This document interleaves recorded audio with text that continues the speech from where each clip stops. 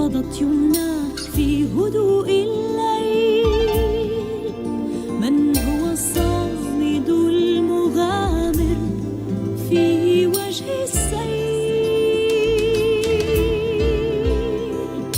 يبعد عن عينيه الراحة، يتحدى خصما في الساحة، يرمي ويصيب الأهداف، يسعى دوما لتحقيق الإنصاف.